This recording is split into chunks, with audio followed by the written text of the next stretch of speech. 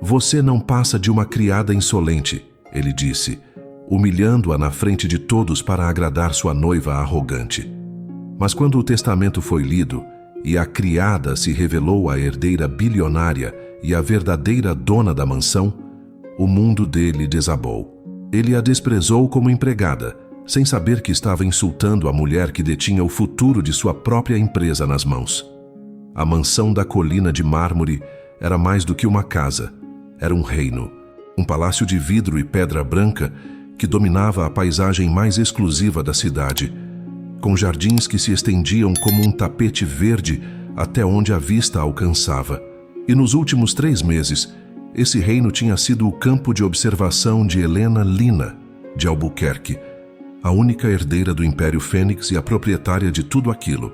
Mas para o resto do mundo, e especialmente para o pessoal da casa, ela era apenas Ana, a nova empregada, quieta e eficiente, contratada para ajudar com os preparativos para a chegada do futuro noivo da senhorita, um homem que ela nunca havia conhecido pessoalmente. O disfarce era uma cláusula excêntrica, mas inegociável do testamento de seu avô. Antes de assumir o controle total do Grupo Fênix e se casar, ela deveria encontrar um parceiro que a valorizasse por seu caráter, não por sua fortuna. E a melhor maneira de testar o caráter de um homem era observá-lo quando ele pensava que ninguém importante estava olhando. O homem em questão era Marco, o jovem e brilhante presidente do Grupo Titã. O casamento deles era, na verdade, a etapa final de uma fusão colossal que uniria os 2 maiores conglomerados do país. Marco, um homem criado para acreditar que status e poder eram tudo, via aquele noivado como o ápice de sua carreira. Hoje seria seu primeiro jantar oficial na mansão, onde ele conheceria sua futura noiva, Sofia, uma prima distante de Lina, contratada para se passar por ela durante o teste. O único aliado de Lina no plano era Arthur, o mordomo de longa data da família, um homem de cabelos grisalhos que a viu crescer e que agora a observava com uma mistura de orgulho e apreensão. Naquela tarde, Lina, ou melhor, Ana, estava na grande sala de estar, polindo meticulosamente uma coleção de esculturas de cristal. Ela usava um uniforme simples de criada, o cabelo preso num coque funcional. Sofia desceu as escadas já vestida para o jantar em um vestido vermelho caríssimo que parecia gritar por atenção. Ela olhou para Lina com desdém. "Ana, o presidente Marco chegará em breve. Certifique-se de ficar fora de vista, a menos que seja chamada. Não queremos que a criadagem atrapalhe uma noite tão importante." "Sim, senhorita", respondeu Lina, a voz mansa, escondendo a pontada de irritação. Sofia adorava o papel de grande dama, talvez até demais. Marco chegou pontualmente. Ele era exatamente como as fotos das revistas de negócios o pintavam. Alto, impecavelmente vestido com um terno escuro e com uma aura de arrogância fria que o precedia. Ele cumprimentou Sofia com um beijo formal na bochecha, seus olhos varrendo a opulência da mansão com um ar de aprovação. Era um cenário digno de seu status. Arthur os conduziu à sala de estar para um aperitivo. Lina, seguindo as instruções, serviu as taças de champanhe em silêncio.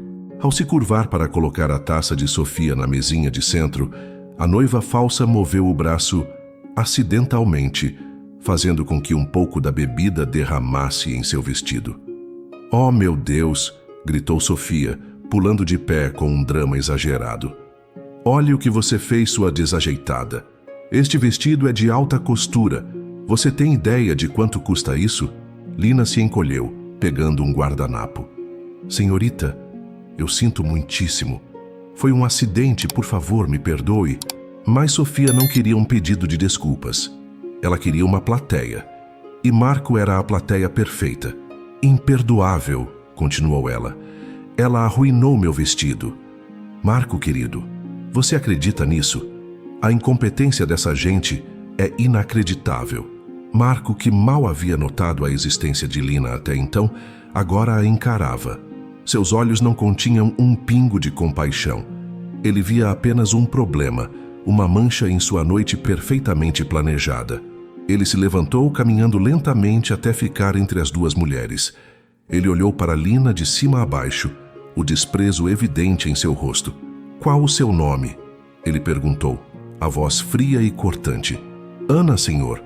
Ela respondeu em voz baixa, mantendo os olhos no chão. Pois bem, Ana, ele disse, sua voz ganhando um tom mais alto e cruel para que Sofia pudesse ouvir e apreciar. Sua incompetência é um insulto a esta casa e à minha noiva. Você não passa de uma criada insolente que não sabe o seu lugar. Peça desculpas à senhorita Sofia apropriadamente. De joelhos. O mundo parou. Arthur, que observava da porta, deu um passo à frente, o rosto pálido de fúria, mas Lina lhe deu um olhar quase imperceptível. Um comando silencioso para que ele não interviesse. Era isso. Aquele era o teste final, e Marco havia falhado de forma espetacular. Ele não estava apenas sendo arrogante. Ele estava sendo cruel. Estava usando a humilhação dela para inflar o próprio ego e o de sua noiva. Lina sentiu o sangue ferver, mas seu rosto permaneceu uma máscara de submissão assustada. Ela olhou para o chão, para os sapatos caros dele, para a barra do vestido arruinado de Sofia. Ajoelhar-se? Para eles? A rainha estava sendo ordenada a se ajoelhar para os peões em seu próprio tabuleiro de xadrez. A ordem de Marco, de joelhos, pairou no ar, carregada de veneno e arrogância. O silêncio que se seguiu foi denso, quase sólido. Sofia sorria um sorriso triunfante, saboreando a humilhação de uma criada insignificante. Para ela, era a afirmação de seu poder recém-adquirido. Para Marco, era um teste de lealdade, uma demonstração para sua noiva de que ele sempre a defenderia, esmagando qualquer um que a desrespeitasse. Para Lina, era o som de um martelo de juiz caindo sobre a cabeça de um homem que acabara de condenar a si mesmo. Ela flexionou os joelhos, uma farsa de obediência, preparando-se para o ato final de seu disfarce, quando a voz firme de Arthur cortou a tensão como uma faca. Com licença, senhor presidente e senhorita Sofia. O mordomo entrou na sala, a postura impecável, mas com um brilho de aço nos olhos que apenas Lina compreendeu. Lamento imensamente interromper, mas o advogado da família, o senhor Valente, acaba de chegar. Ele insiste que a leitura da cláusula final do testamento do falecido senhor Albuquerque deve ocorrer imediatamente. É um assunto de urgência contratual. Marco se virou, irritado com a interrupção. Isso não pode esperar? Estamos no meio de um assunto disciplinar. Receio que não, senhor, respondeu Arthur impassível. As instruções do senhor Valente foram inequívocas. A leitura deve ocorrer antes do jantar, na presença da verdadeira herdeira. Um momento depois, o senhor Valente, um homem de meia idade com um rosto sério e uma pasta de couro cara, foi conduzido à sala. Ele cumprimentou a todos com uma breve inclinação de cabeça. Boa noite. Peço desculpas pela intrusão, mas o tempo é essencial. Para que eu possa prosseguir com a validação final da fusão entre as empresas Fênix e Titã, preciso da presença e confirmação da identidade da principal beneficiária do testamento, a senhorita Helena de Albuquerque. Sofia deu um passo à frente, o sorriso voltando ao seu rosto. Ela estendeu a mão com elegância. Eu sou Helena. É um prazer conhecê-lo, senhor Valente. O advogado olhou para a mão estendida de Sofia, depois para seus papéis, e franziu a testa. Ele pigarreou, um som de desconforto profissional. Com todo o respeito, senhorita, receio que haja um engano. Você é a senhorita Sofia Rios, prima da herdeira, correto? Meu arquivo contém uma cópia autenticada do documento de identidade da senhorita Helena, fornecido pelo próprio falecido. E a senhora, com certeza, não é ela. O sorriso de Sofia vacilou e desapareceu. O pânico começou a cintilar em seus olhos. O quê? Isso é um absurdo. É claro que sou eu. Marco, diga a ele. Marco, confuso e cada vez mais irritado, abriu a boca para intervir, mas o senhor Valente o ignorou completamente. Seus olhos varreram a sala e pousaram em Lina, que ainda estava parada, quieta como uma sombra perto da lareira. Ah, aqui está ela, disse o advogado com um tom de alívio. Senhorita Helena, se não se importa, precisamos começar. O mundo de Marco parou de girar e depois começou a se despedaçar em câmera lenta. Ele olhou do advogado para a criada, Ana, e de volta. A confusão em seu rosto se transformou em incredulidade e, em seguida, em um horror crescente e gelado. Não podia ser. Era impossível. Uma piada de mau gosto. E então a transformação aconteceu. Lina se endireitou. A postura submissa da criada evaporou, substituída por uma autoridade régia que parecia emanar dela. Ela levou as mãos às costas e, com um movimento fluido, desamarrou o avental, deixando-o cair no chão como uma pele de cobra descartada. Ela ergueu a cabeça e os olhos que encontraram os de Marco não eram os de Ana, a empregada assustada. Eram os olhos de Helena de Albuquerque, frios, calculistas e cheios de um poder absoluto. Obrigada por sua pontualidade, Sr. Valente, disse ela, a voz não mais um sussurro, mas um timbre claro e comandante. Por favor, prossiga. Isso é uma farsa, gritou Sofia, a voz esganiçada pela histeria. Ela é a empregada, eu sou a herdeira. Marco, faça alguma coisa. Mas Marco mal a ouvia. Sua mente estava em queda livre, conectando os pontos com uma velocidade vertiginosa. A criada, a dona da mansão, a herdeira do grupo Fênix, a mulher com quem ele precisava se casar para selar a fusão, a mulher que ele acabara de chamar de insolente, a mulher que ele ordenou que se ajoelhasse. Um suor frio brotou em sua testa. A fusão, sua carreira, seu futuro, tudo dependia da mulher que ele acabara de humilhar da forma mais cruel possível. O Sr. Valente, imperturbável, abriu a pasta. Conforme a cláusula 7b do testamento do Sr. Albuquerque, ele leu em voz alta e clara.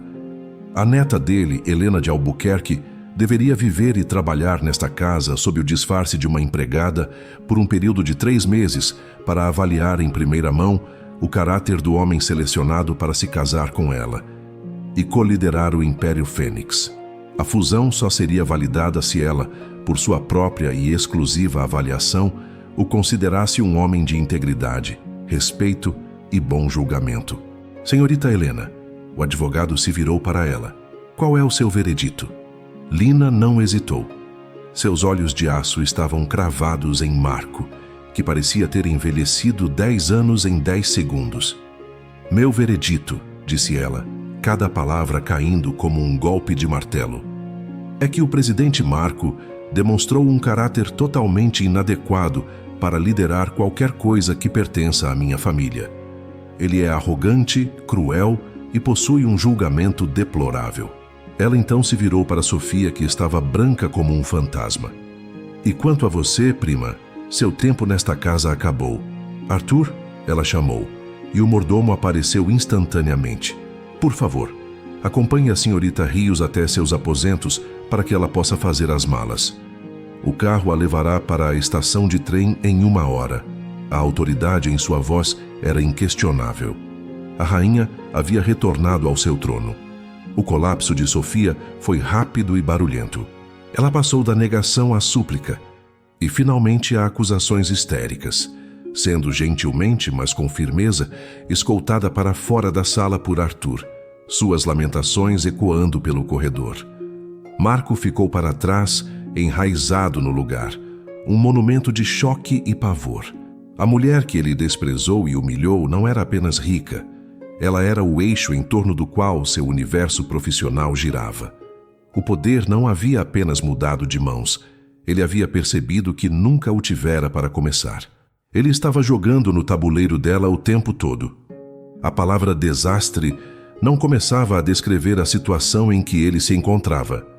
Enquanto sua mente corria, tentando desesperadamente calcular uma saída, uma maneira de consertar o irreparável, Lina, não, Helena, se dirigiu ao Sr. Valente.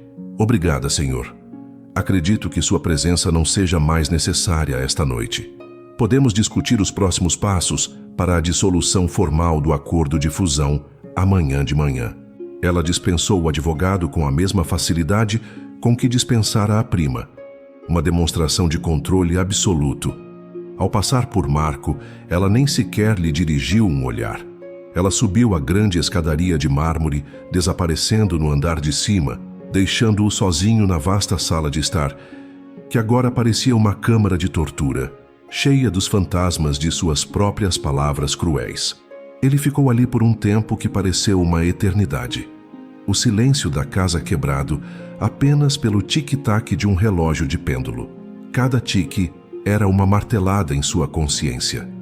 A arrogância que o sustentara por toda a sua vida adulta havia se esvaído, deixando-o nu e exposto. Ele tinha que falar com ela, tinha que se desculpar, explicar, implorar. A fusão era a obra de sua vida. Deixá-la desmoronar por causa de um momento de arrogância estúpida era impensável. Com uma determinação nascida do puro pânico, ele foi até a base da escada. "Arthur!" ele chamou, a voz mais instável do que pretendia. O mordomo reapareceu, a expressão neutra, mas os olhos frios. "Sim, senhor presidente?" O uso do título soava agora como uma zombaria. "Eu preciso falar com a senhora Helena. Agora." Arthur ergueu uma sobrancelha delicadamente. "A senhora está se trocando. Ela me instruiu a informar que não receberá mais visitas esta noite." "Isto não é uma visita social", disse Marco, a voz subindo de tom. "Isto é sobre um acordo de bilhões de dólares. É o futuro de ambas as nossas empresas." "De fato", concordou Arthur, sem se abalar. "E a senhora está bem ciente disso. Ela o receberá em seu escritório em 20 minutos. O senhor pode esperar na biblioteca." A humilhação continuava. Ele não era mais um convidado de honra. Era um subordinado sendo convocado para uma reunião. 20 minutos depois, Marco foi conduzido ao escritório da mansão. Um cômodo luxuoso com paredes forradas de livros que ele nunca soube que existia. Helena estava sentada atrás de uma grande mesa de mogno, não mais no uniforme de criada, mas em um elegante vestido de seda preta. A transformação era total. Ela era, em todos os sentidos, a rainha em seu castelo. Ela gesticulou para a cadeira em frente à mesa e ele se sentou, sentindo-se como um estudante na frente do diretor. "Presidente Marco", ela começou, a voz calma e profissional, o que era infinitamente pior do que se ela estivesse gritando. "Suponho que você esteja aqui para discutir o futuro da fusão. Helena, por favor, antes de tudo, eu preciso me desculpar." Ele começou, a voz urgente. "O que eu disse, a maneira como eu agi, foi imperdoável. Eu estava tentando impressionar Sofia. Eu não estava pensando." Ela ergueu a mão, silenciando-o. "Por favor, não insulte minha inteligência com desculpas transparentes. Você não estava tentando impressionar ninguém. Você estava revelando seu verdadeiro caráter. Você acredita que o valor de uma pessoa é definido por seu uniforme ou por seu cargo. Você é cruel com aqueles que considera inferiores e bajulador com aqueles que considera seus iguais ou superiores. Não foi um mal-entendido. Foi clareza. Cada palavra era uma avaliação fria e precisa, desprovida de emoção, o que a tornava ainda mais devastadora. Como CEO de uma das maiores empresas do país, ela continuou, inclinando-se para a frente, seu julgamento é seu ativo mais valioso. E você demonstrou um julgamento catastroficamente pobre. Como posso confiar em seu discernimento para guiar o futuro de milhares de funcionários e acionistas quando você não consegue nem mesmo avaliar corretamente a pessoa que está polindo seus móveis? Ela o desmontou, não com raiva, mas com uma lógica empresarial impecável. Ela estava falando a única língua que ele realmente entendia e usando-a para provar que ele era um fracasso. Ele ficou sem palavras, o rosto queimando de vergonha. Então, se é isso, a fusão está cancelada? Ele finalmente conseguiu perguntar, a voz quase um sussurro. Ela o observou por um longo momento, os olhos ilegíveis. "Ainda não decidi", disse ela, e essa incerteza era a mais requintada das torturas. O acordo no papel ainda é benéfico para ambas as empresas. O problema, presidente Marco, não é o acordo. O problema é você. Ela se levantou, sinalizando o fim da reunião. "Eu vou reavaliar tudo. Você saberá da minha decisão no devido tempo." E com isso ela o dispensou. Ele foi deixado ali, um rei destronado em um limbo criado pela mulher que ele humilhou. A obsessão em consertar seu erro, em provar que ela estava errada sobre ele, começou a arder em seu peito, uma chama fria de desespero e uma admiração aterrorizante. Se você amou vê-la por cima, comenta Virada. Nos dias que se seguiram, a mansão da colina de mármore se transformou de um lar em um quartel-general. Helena, fiel à sua palavra, não cancelou o acordo de fusão imediatamente. Em vez disso, ela impôs uma nova condição, uma cláusula de reavaliação de caráter, que era, na verdade, uma forma elegante de tortura para Marco. Ele e sua equipe sênior foram obrigados a participar de uma auditoria completa e exaustiva. Não apenas das finanças do Grupo Titã, mas de sua cultura, ética e operações diárias. E a auditora principal, a mulher que presidia cada reunião com uma autoridade de ferro, era a própria Helena. As reuniões eram um espetáculo de tensão contida. Marco, acostumado a dominar qualquer sala em que entrasse, agora se via na posição de um estudante defendendo sua tese para uma examinadora implacável. Ele tentou de tudo para recuperar o controle. Usou seu charme, apresentando dados com um sorriso confiante.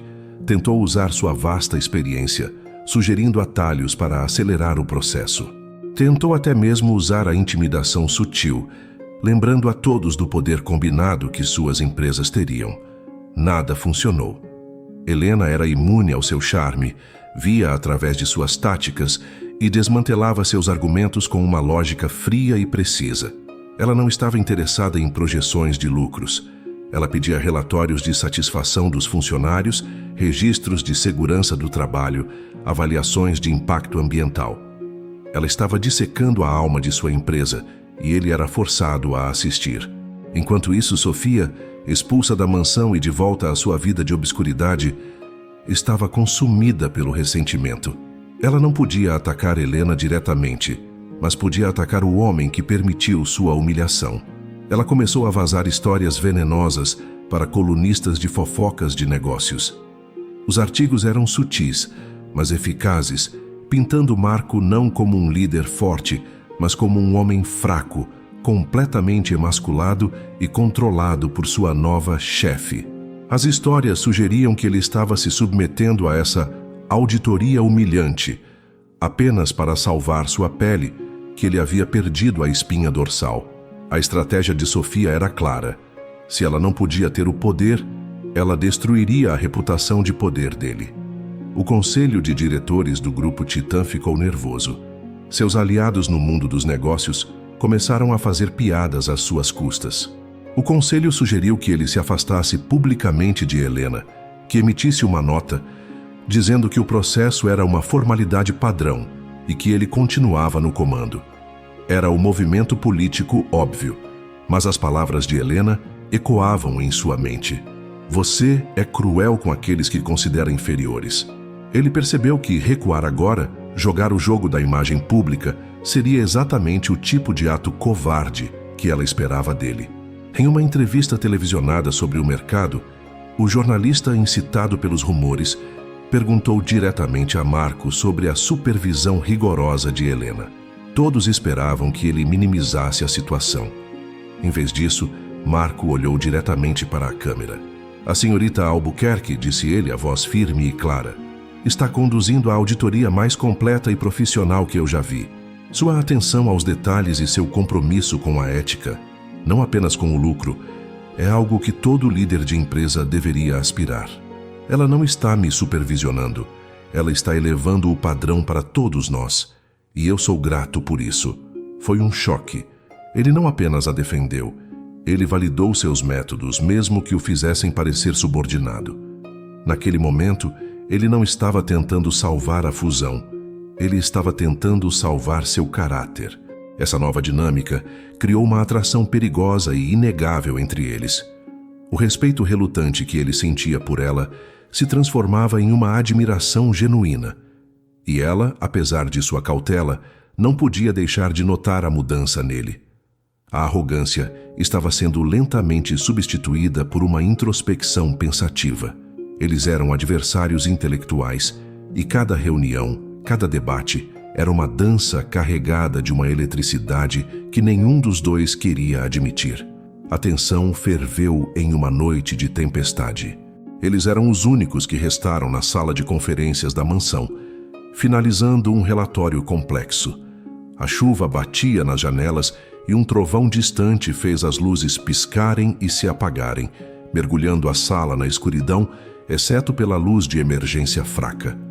"Parece que estamos presos aqui por um tempo", disse Marco, a voz mais suave na penumbra. O profissionalismo que os separava pareceu se dissolver com a escuridão. "Helena", ele disse, usando seu primeiro nome pela primeira vez desde a revelação.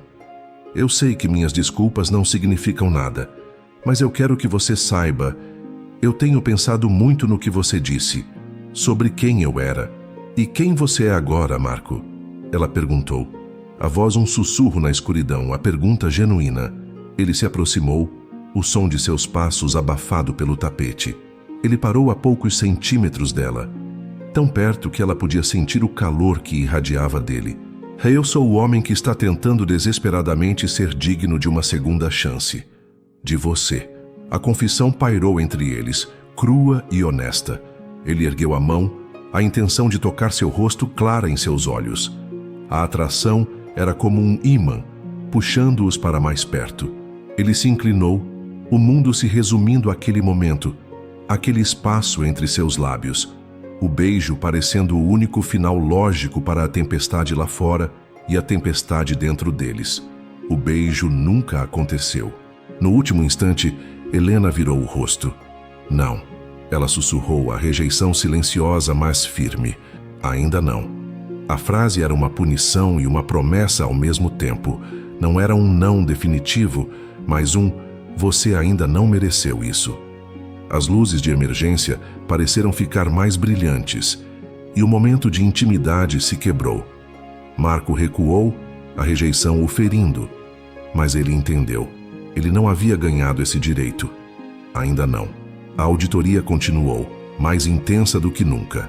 Foi então que a equipe de Helena, vasculhando os arquivos mais antigos do Grupo Titã, encontrou algo que ninguém esperava. Não era uma fraude financeira ou uma manobra de mercado. Era um segredo sujo, enterrado há mais de 15 anos, do tempo em que o pai de Marco ainda era o presidente. Era um relatório ambiental interno detalhando um vazamento químico de uma de suas fábricas mais antigas. O vazamento contaminou o lençol freático de uma pequena vila rural, mas a empresa, sob a liderança do velho senhor, abafou o caso. Eles pagaram pelo silêncio de algumas autoridades locais, realocaram secretamente as famílias mais afetadas com acordos de confidencialidade e enterraram o relatório tão fundo que quase se tornou lenda. Marco, que era apenas um jovem estagiário na época, nunca soube da extensão do crime. Helena sentiu um frio na espinha ao ler os detalhes. Aquilo não era apenas má prática de negócios. Era uma atrocidade humana, com consequências duradouras. Aquele era o teste definitivo. Ela poderia usar aquilo para destruir Marco completamente.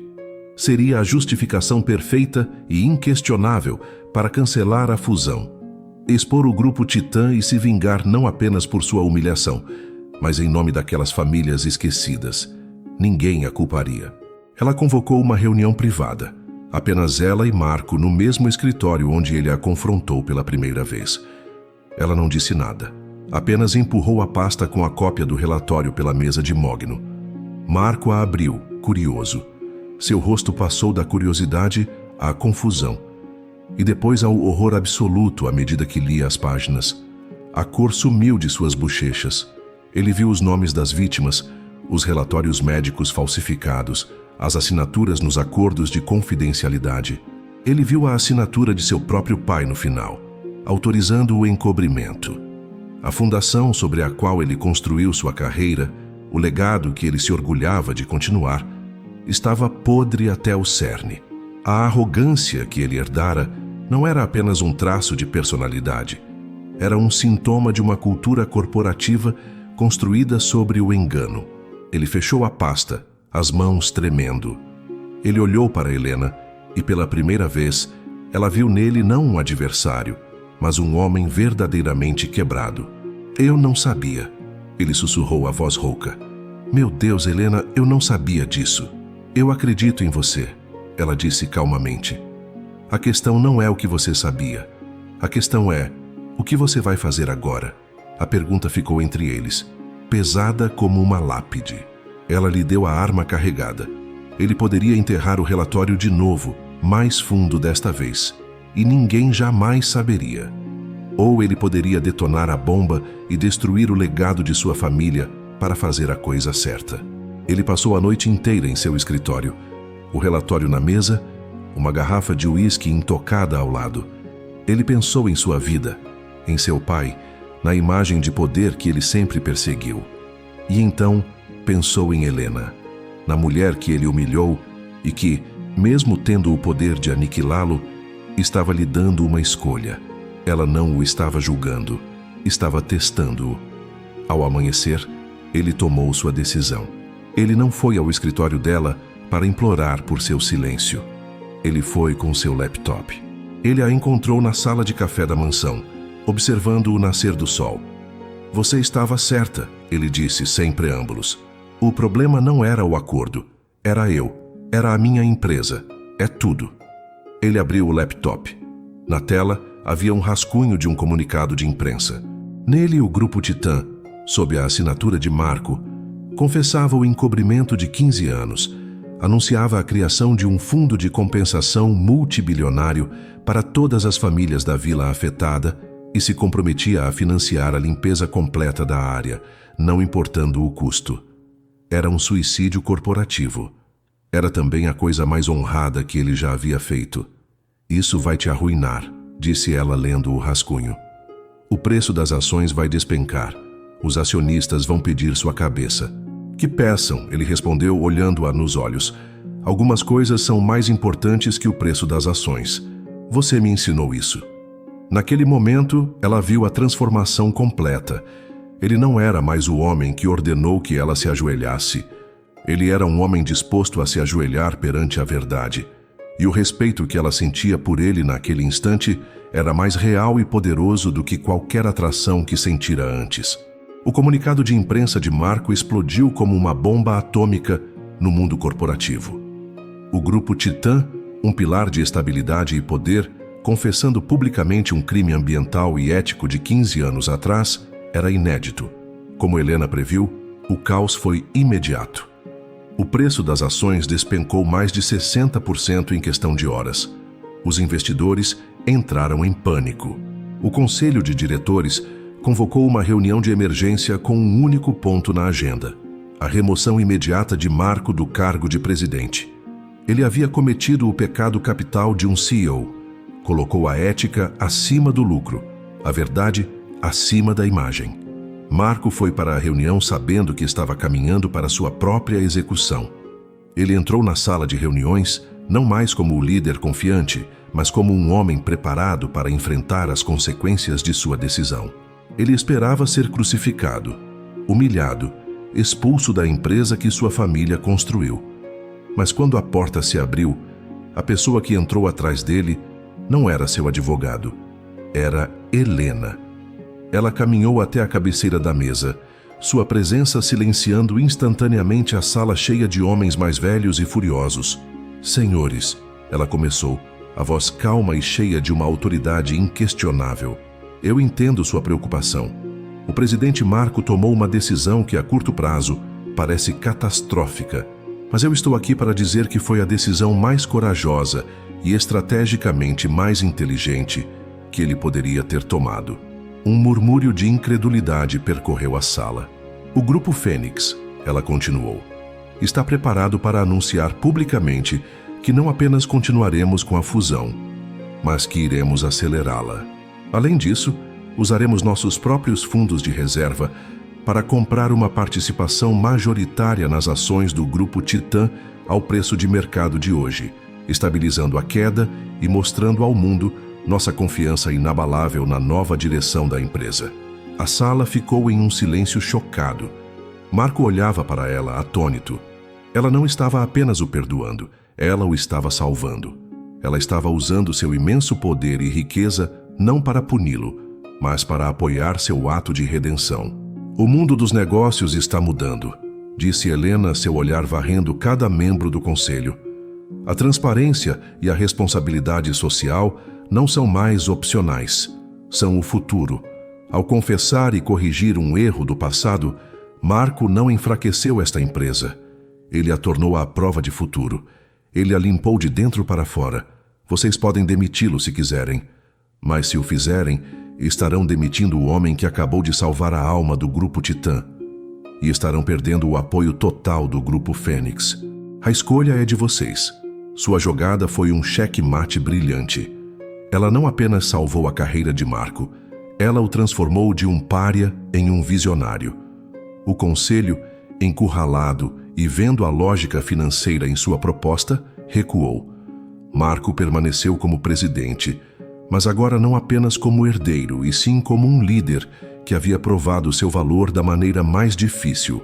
Mais tarde naquele dia, ele a encontrou na biblioteca da mansão. Ele não sabia o que dizer. Obrigado. Parecia uma palavra ridiculamente pequena para o que ela havia feito. Por que, Helena? Ele finalmente perguntou, a voz embargada de emoção. Por que você fez isso?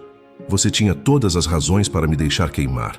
Ela se virou de uma prateleira de livros, um pequeno sorriso em seus lábios. Porque você finalmente me deu algo em que acreditar, ela disse. Você escolheu fazer a coisa certa, mesmo que isso lhe custasse tudo.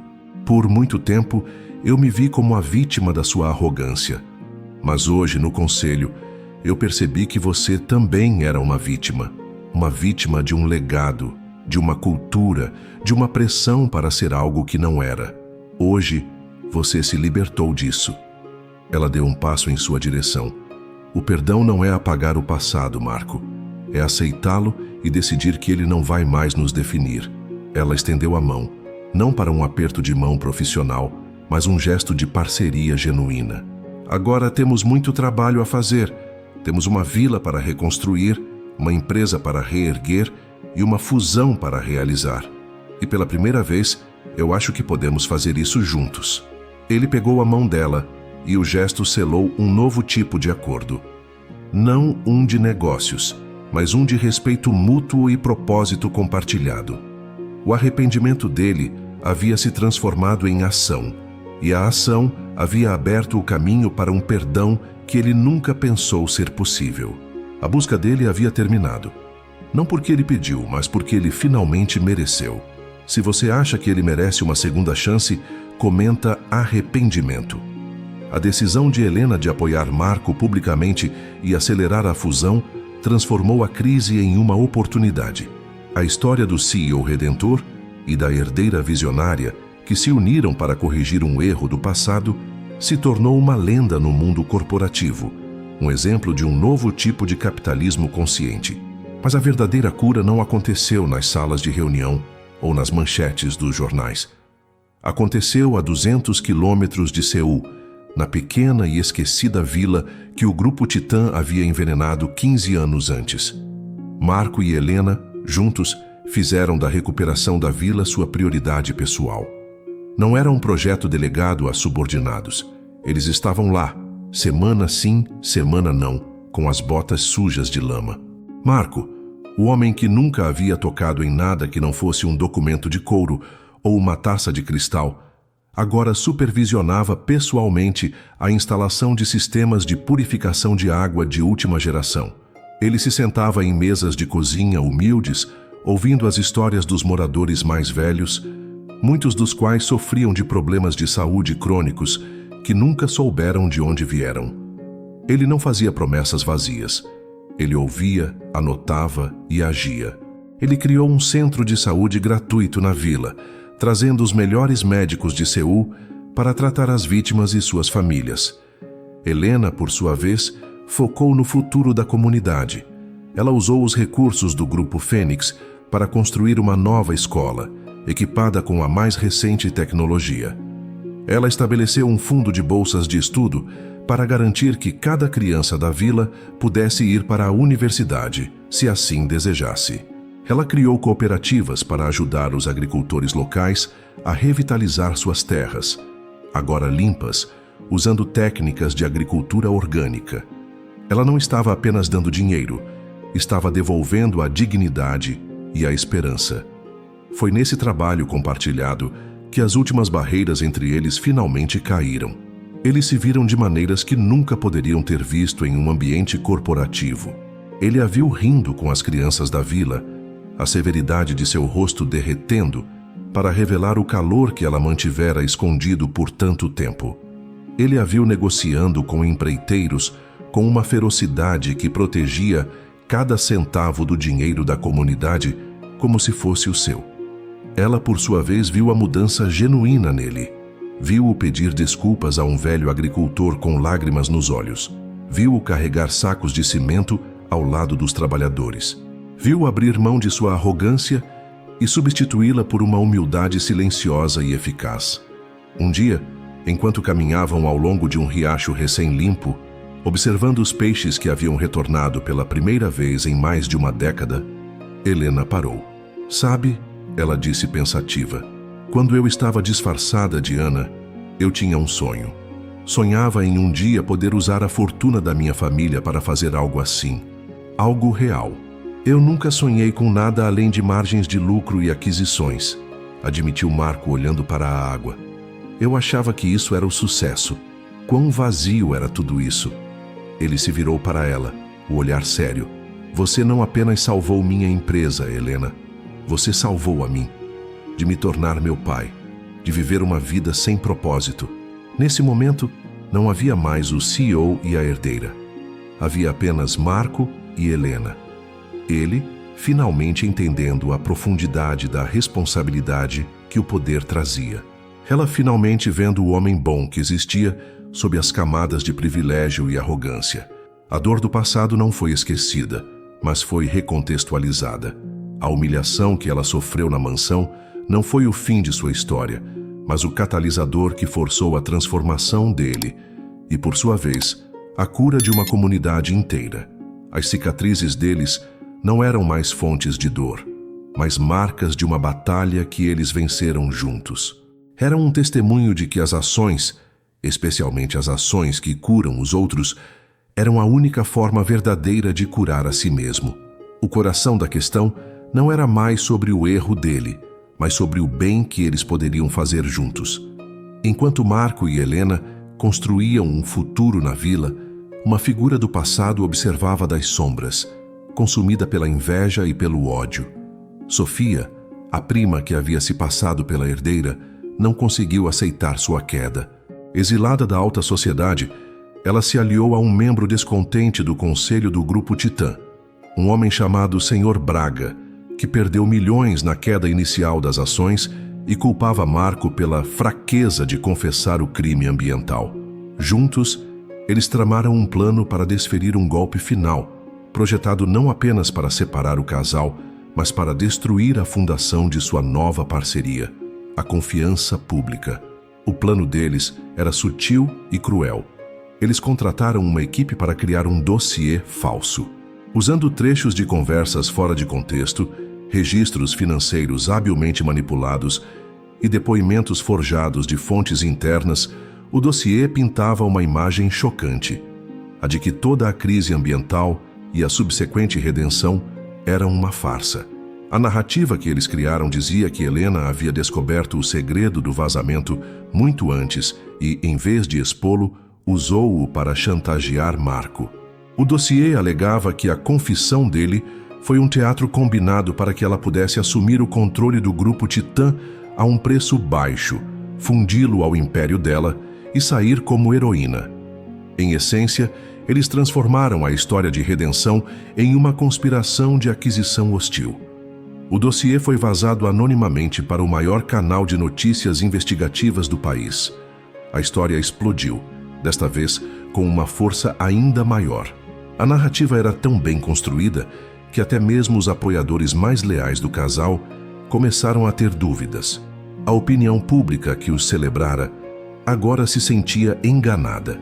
Os apelidos CEO Redentor e Herdeira Visionária foram substituídos por a dupla de vigaristas.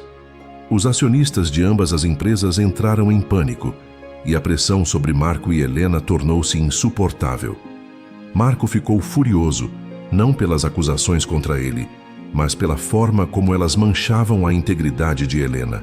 Helena, por sua vez, sentiu o peso do mundo em seus ombros.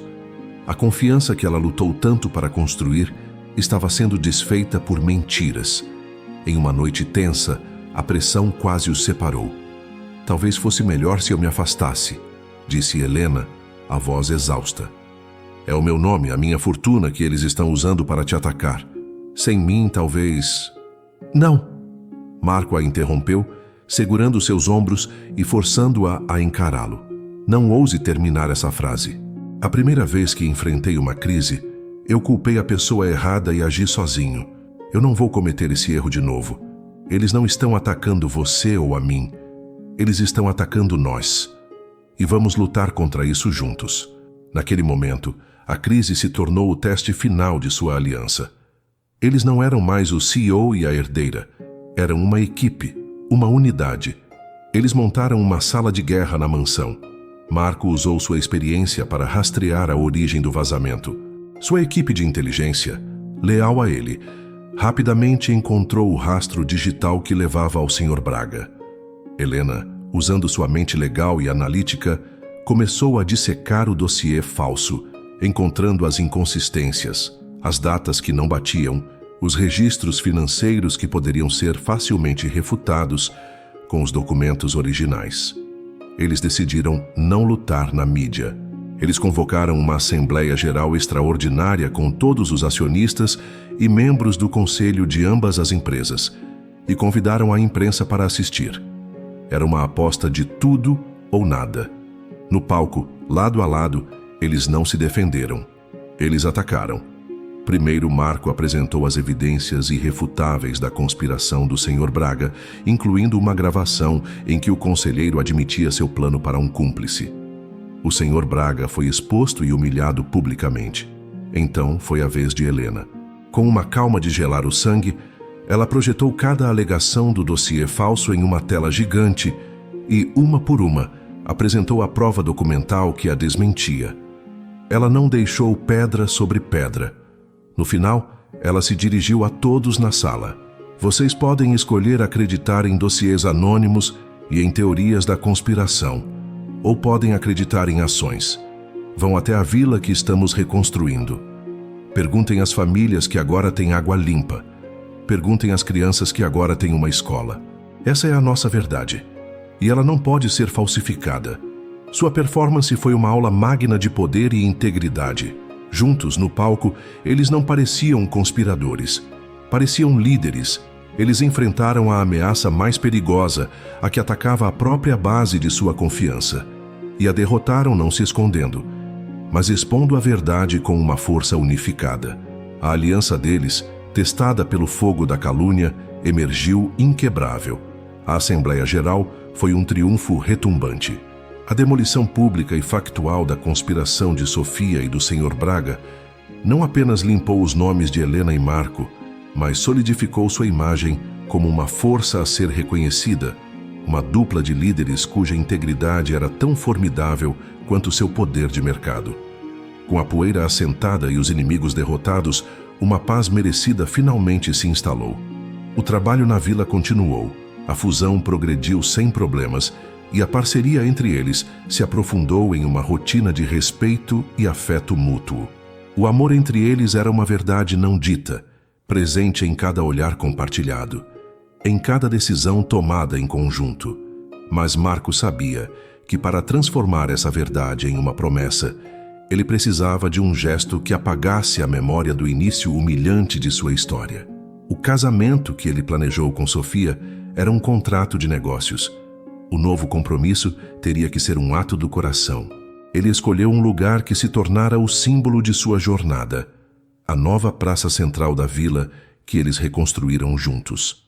Era uma noite de outono e a comunidade estava celebrando seu primeiro festival da colheita desde a revitalização das terras. Lanternas coloridas estavam penduradas nas árvores, o som de música tradicional enchia o ar e as famílias riam, compartilhando a comida que cultivaram em solo, agora limpo. Helena estava no meio da celebração conversando com a esposa do prefeito quando Marco se aproximou. "Posso roubá-la por um momento?" ele perguntou com um sorriso. Ele a guiou para longe da multidão em direção a um pequeno coreto de madeira que eles haviam financiado, no centro da praça. Do coreto, eles podiam ver toda a vida e alegria que haviam ajudado a criar. "Olhe para isso", disse Marco, a voz cheia de admiração. "Nada que eu já fiz em uma sala de reuniões se compara a isso. Nós fizemos isso." Ela corrigiu suavemente o olhar dela encontrando o dele. "Juntos." "Exatamente", ele disse, virando-se para encará-la, o coração batendo forte. "Helena, a primeira vez que eu deveria te conhecer, eu estava preparado para um acordo. Eu vi você, mas não te enxerguei. Eu vi uma empregada, não a mulher incrível que estava bem na minha frente. Eu cometi o maior erro da minha vida porque eu estava cego pelo status, pelo poder, pela arrogância." Ele respirou fundo, a vulnerabilidade em seus olhos clara sob a luz suave das lanternas. "Nos últimos meses, você me ensinou a ver. Você me ensinou o que é liderança de verdade, o que é responsabilidade, o que é compaixão. Você me fez querer ser um homem melhor, não para salvar um negócio, mas porque era a coisa certa a ser feita." Ele então se ajoelhou ali mesmo, no meio do coreto, à vista de toda a vila que os respeitava. O gesto não foi para a multidão, foi apenas para ela. Ele abriu uma pequena caixa. Dentro não havia um diamante. Havia um anel simples de platina, com uma única pedra verde, da cor exata das folhas na primavera, um símbolo do renascimento e da nova vida que eles cultivaram. "Eu não tenho um império para te oferecer, porque metade dele já é seu", ele disse com um leve sorriso. "O que eu tenho é o meu coração. Um coração que é inteiramente seu. Eu te amo, Helena de Albuquerque.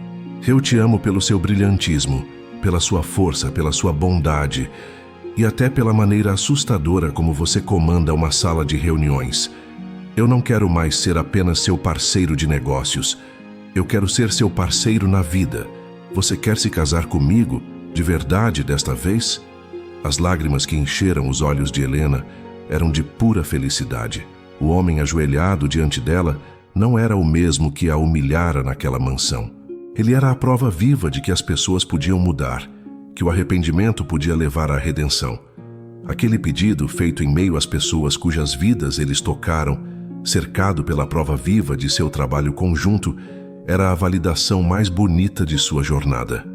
"Sim", ela sussurrou a voz embargada. "Sim, Marco, 1000 vezes sim." Ele colocou o anel em seu dedo e o som dos aplausos irrompeu ao redor deles. Os moradores da vila, que haviam testemunhado silenciosamente a cena, estavam celebrando não apenas o noivado, mas a união de duas pessoas que lhes devolveram o futuro, 2 anos depois. A cena não é uma grande sala de reuniões, nem uma mansão opulenta, mas o jardim ensolarado de uma casa de campo elegante, mas discreta, onde o cheiro de flores se mistura ao de grama recém-cortada. É o primeiro aniversário de seu filho, um menino robusto com os olhos inteligentes da mãe e o sorriso charmoso do pai. A festa é uma reunião íntima, não de figurões corporativos, mas de pessoas que se tornaram sua verdadeira família. Arthur, o leal mordomo, agora desfruta de uma aposentadoria confortável, mas insiste em atuar como um avô postiço, empurrando o carrinho de bebê com uma dignidade divertida. O prefeito da vila recuperada e sua família estão lá, assim como várias das crianças do programa de bolsas de estudo, que agora são jovens universitários promissores. É uma tapeçaria de vidas que foram tocadas e transformadas pela jornada do casal. Helena, radiante em um vestido de verão simples, observa a cena com uma sensação de paz profunda. Ela ainda é a co-presidente de um dos maiores conglomerados do mundo. Mas seu maior orgulho é a fundação que ela e Marco agora administram juntos.